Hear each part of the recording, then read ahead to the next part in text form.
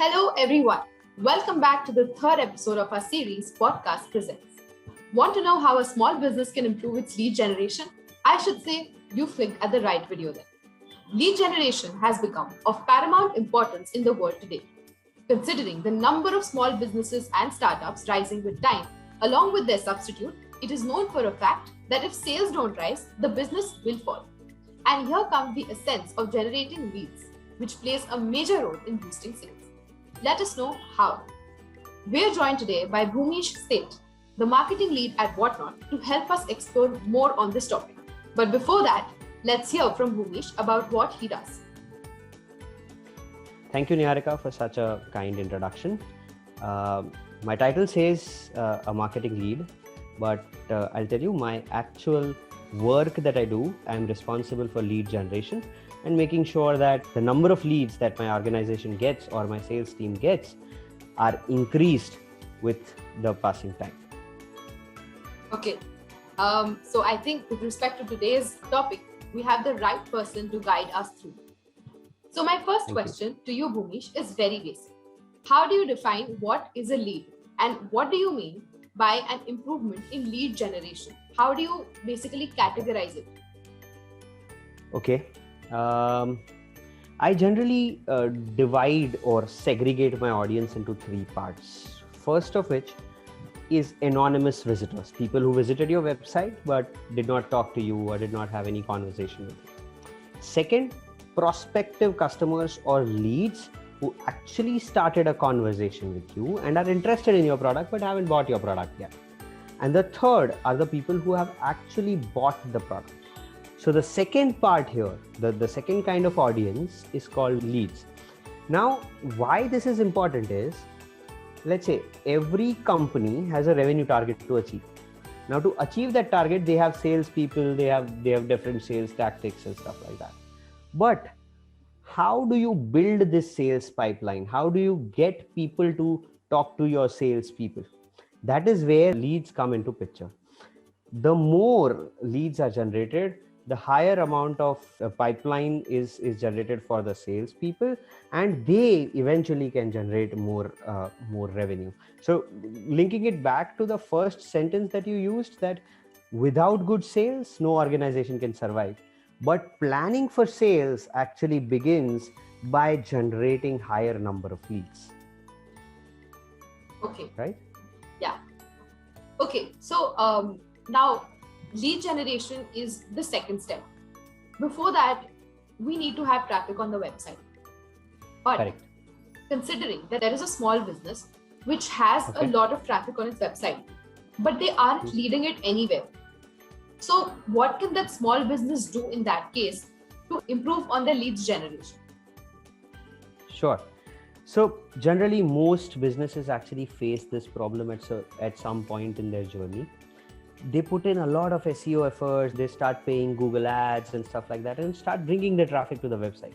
Mm-hmm. But now what? What exactly do you do to actually get these people to talk to you?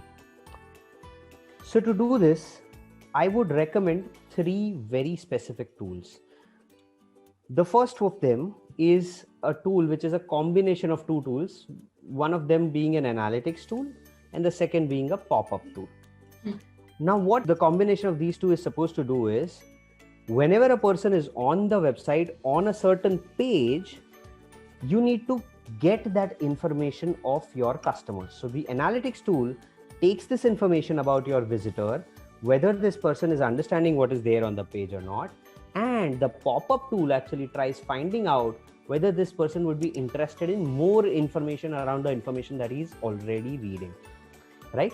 So the pop-up tool tries to gather information while the analytics tool just subtly sits there and finds out information about the prospective customer. Now what happens is, this customer is actually just browsing and he sees that, okay, now I want to learn more and I see a pop-up. Then they fill your pop-up, you send them emails, you nurture them to actually become your paying customers or lead. So this will be your first point of connection where this anonymous visitor actually became a lead for you or a prospect for you, right? He climbed over that bridge and became the customer, became a prospective customer.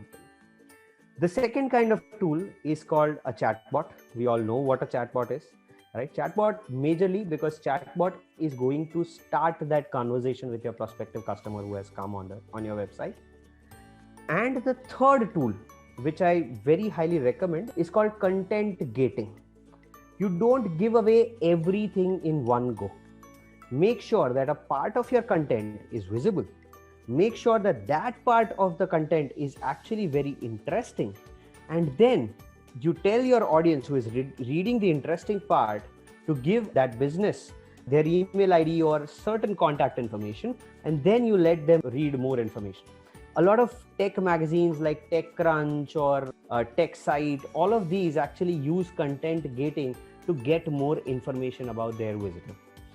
So these are three tools that you can very definitely use whenever you're trying to engage with your customer. Remember, the customer himself might not be interested in talking, but if you provoke a conversation, there are high chances that they'll reply. Okay. So I think, correct me if I'm wrong, but are these tools only limited to inbound marketing, or are they like different for inbound and outbound marketing? These tools can be used for inbound as well as outbound marketing. The point is, the journey where they are used would differ. Let me give you an example. In inbound marketing, the anonymous visitor actually comes to the website and then you start an engagement with them using a chatbot or using a pop-up or something. Whereas on the other end, you already have the information of your prospective customer, but they are not engaged. You know that this person exists, but you are not engaged. So you send him some content, target him using some content, and then start a conversation on a social media. So the tools stay consistent. It's just the step at which they are used differs. Like in inbound, the person comes, connects with your website, and then talks to your tool. In outbound, you already know the customer. You send him some details, and you start a conversation with them. All right. Yeah. So, being the marketing lead of Whatnot, could you tell us what are the few essential tools or tips rather that you or Whatnot as a company uses to generate leads for itself? Sure. So the tools that I mentioned, we definitely use them. Okay. We have pop-ups on almost every page that you go to. And these are pop-ups which are specific to that page. So on a real estate chatbot page, you will be seeing a real estate related pop-up, which will be asking you whether you are interested in downloading an ebook, which will teach you how to do real estate marketing. So if you understand a person who's coming on a real estate chatbot, he will definitely be interested in learning how real estate marketing operates, right? And that ebook then gets us an opportunity to actually talk to our customer, prospective customers somehow. The second tool that we use, chatbot, because we are such a chatbot company, we make sure that we are using chatbot day in and day out, right? Now, what we do with a chatbot is we personalize every single conversation. Let me give you an example. You go to our WhatsApp chatbot page and try interacting with our WhatsApp bot. What will happen is the bot will change the response on the basis of the messages that you sent in. So let's say you select a specific industry, the bot will start talking as if it is a part of that industry. Let's say you selected a real estate industry, the bot will talk as if it is from the real estate industry. And then try talking to the same bot with a different industry input, and it will talk in a very different manner. So we try and personalize the experience that every customer has. How this helps is not only we are interacting with our prospective customer, we are engaging this prospective customer to talk to us more, give us more and more information. And as you know, data is all. More information we have, the better our marketing would be, right? So personalization is one of the biggest factors that we use. And of course, gated content, though with time we have reduced the amount of gated content we have on the website. And I feel that, it is still prominent on a lot of websites, but I feel, slowly and steadily people would move away from gated content. They wouldn't have an engagement. But currently we're using gated content for a very small part of our content. Otherwise, most of our content is freely available. Okay. So what I can understand is that there are a lot of tools that a business can use to optimize their business online. But for a small business who may or may not have a lot to invest, there are a lot of tools like CRO tools or the tools that you're mentioning about improving the lead generation. They also have to invest in hiring professionals and employees. So how do you think, is it possible for a small business to invest in all this? Sure, Niharika. So, we definitely need to look at the definition of small business. Of course, it is very wide. It might range from $0 to some $1,000. But the point to be understood here is these tools, whether it may be lead generation tools or CRO tools. First of all, let me just clarify. There are certain other CRO tools which help you convert a lead to a paying customer or engage with this paying customer. But there are certain CRO tools which are very similar to the way lead generation tools also work. Okay. Right? For example, if you were using a remarketing tool, what happens is your lead is generated, the tool actually retargets this person and tries to engage this person again with your website and probably pushes him more towards sales. Right? So yes, CRO is a larger set, lead generation is a smaller set of tools out of this. And most of these tools are actually moving towards the no-code revolution. So first, hiring extra professionals for this is not required just to manage these tools, because everybody is moving to a no-code version of themselves. Mm-hmm. Now, what this does is you can actually, any business owner can actually configure these tools on their own, completely on their own. They need no coding, they need no experience, no technical experience, and they can start using these tools on their own. So first, definitely professionals are not required. Extra professionals are not required. If you have a marketing team, that marketing team can definitely handle all of these things. Second, if you think these tools are actually less expensive than running a Facebook ad or putting up a hoarding.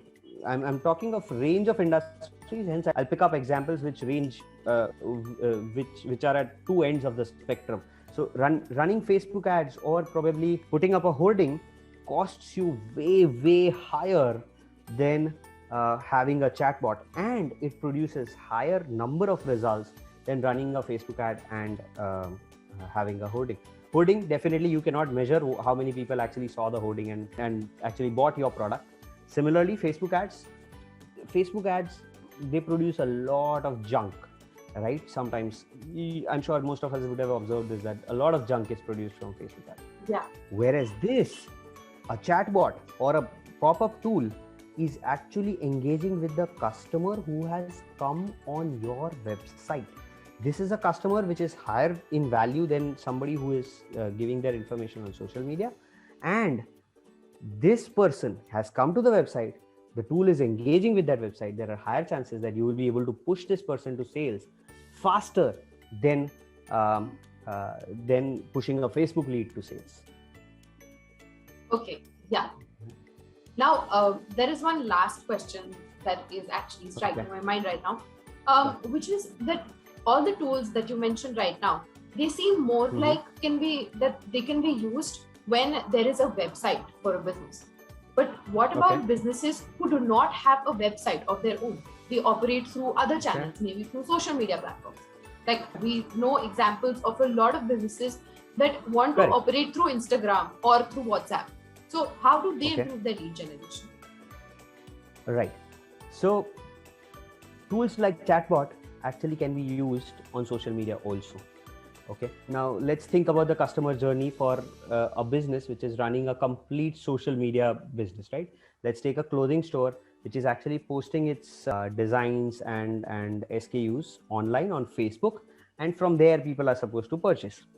Now think of a customer who is coming to this picture of yours, the SKU or the design that you have put in as a picture, and leaves. You will never be able to recognize that there was a person who had come and actually had an interaction, could be interested in your product, but never actually engaged with you. Now, what do you do? That is where a chatbot comes into picture. The chatbot can be deployed on your page and it will provoke a conversation with your prospective customer who has just come to your page, probably checking out basics of your designs and all of that. It will start provoking a conversation, and this chatbot can also drive your prospective customer to the right kind of product that he or she might be wishing to buy, right? So definitely tools like this are not constrained to a website. They are actually used across platforms, and social media as such is the largest communication platform. We should definitely use social media. In social media, I consider Facebook and WhatsApp the most used platforms. We should definitely use these platforms. But the thing to be learned here is those conversations should seem friendly rather than salesy. The more salesy your conversation is, there are higher possibilities that you might lose the customer.